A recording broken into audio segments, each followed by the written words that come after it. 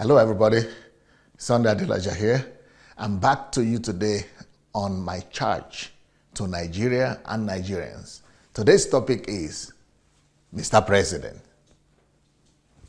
your country is smelling.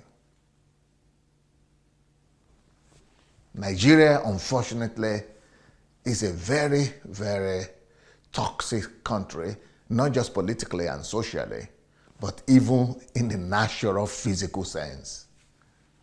Only 15% of Nigerians have toilets in their homes. Is that not enough a disgrace and a shame for a country of 200 million people? Only 15%. 15, not 50, not 15% of people in Nigeria have toilets in their homes. You know what that means? 85% of Nigerians don't have normal water system toilets in their homes. That is a shame and a disgrace, major one. But that is not even the biggest tragedy of lack of toilets. The biggest tragedy is not the fact that in homes we don't have them. The biggest tragedy is that there are no public toilets. As a result of lack of public toilets, Nigeria, my country, practice what is called open defecation. As a matter of fact, Nigeria is regarded as the capital, as the world capital of open defecation. So what is open defecation? Open defecation is defined by UNICEF as the practice of people going out in fields and bushes, forests, and open bodies of water and other open spaces rather than using the toilet to defecate. When I was a child, growing up in my village in Africa, I was one of them. I never saw toilets until I went to school. And when I went to school, the kind of toilet that I saw is what is called latrine. That was the first time I was to see a toilet. But latrine, for me, was worse than open defecation because when you sit under that latrine, you will see all kind of cockroaches. And you know the size of African cockroaches. Roaches, cockroaches coming up and sometimes snake from there. That was in primary school where I saw toilet, and the toilet was latrine. Otherwise, in my old village, before one of our relatives built a mansion there in the village, there was no home that had even latrine in my old village. Talk less of water system toilet.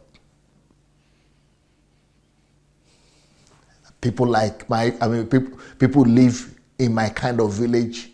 Majority of Nigerians live in that kind of condition. And you tell me we have a country?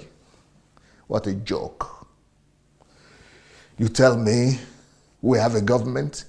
What a joke. Government people don't bother themselves about these lowly things. You think we have a governor in that state? We do. Everybody is there for their own interest. You know how many people like that in my country? 47 million Nigerians don't even have a latrine. They go to open places to defecate. It's an open practice. It's general practice in my country. That is 47 million. But apart from that 47 million, there is additional 32 million that have some kind of toilet like latrines. So 47 plus 32. That is heartbreaking. almost 100 million of our people don't have toilet. They don't have access to normal toilet.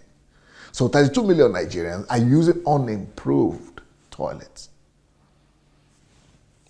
And they do not have access to clean water or proper sanitation. Latrine that I'm talking about is as bad as open defecation. This leads to diseases like pneumonia, diarrhea, malaria, especially in children, combined with underlying malnutrition of those children. These are the things that are responsible for most deaths of infants and children in our country. Open defecation has been implicated in many cases of cholera, diarrhea, hepatitis, polio, typhoid fever, among other diseases in the country. In fact, over 88% of diarrhea in children, they are the fastest killer of children under the age of 5 in Nigeria. So, and the death of most of our children when they are younger than 5 is caused by this open defecation. Only 6% of primary schools have access to gender-sensitive toilets and wash services in Nigeria. 6% of schools. I'm not saying 6% of schools have toilets. Maybe there are more than 6% of schools that have toilets. But only 6% of schools have toilets where there is separation between male toilet, female toilet, and that is normal toilets. Only 6% of people. Now, President Buhari seems to have noticed this problem. He spoke about it. He even has a goal that they have said we are going to eliminate open defecation in Nigeria by the year 2025. I've heard that before. And if you really plan to end open defecation by 2025, we would have been seeing the movement. We could have been seeing the transformation, the campaign. We should have been seeing some, mass mobilization towards that. Have not heard of such. However, despite the declaration by the president, 47 million people every day are still defecating, using open spaces to defecate.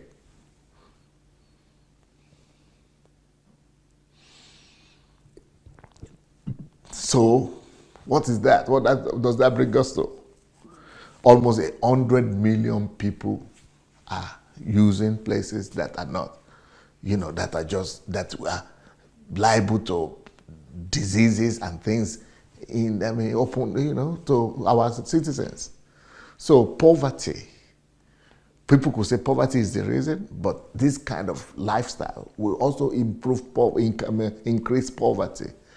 Lack of toilets and ingrained cultural norms, which make the practice sometimes almost socially acceptable in some parts of the country, is making the standard of living of our people to become worse more and more by the day. So these kind of issues are what I believe should be addressed, first of all, by any government. This kind of issue should be the first and foremost issue that any president, any governor, any House of Representatives member, any senator should deal with. This is a shame. I'm ashamed to even talk about it. I sent some of my people to Nigeria recently, and they were there for a month, and they were saying the smell in Lagos, Abuja.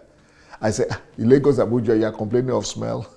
It means that other places will even be worse. There's a smell everywhere. Sometimes you walk in the street, you just step on defecation. You step on, human manure. These are white people talking about the smell everywhere. They say when you are in the hotel, it's okay. But when you come out of the hotels, oh, my goodness. And our rulers are living in that same country. They don't even take notice of it. How many Nigerian leaders have you heard talk about this?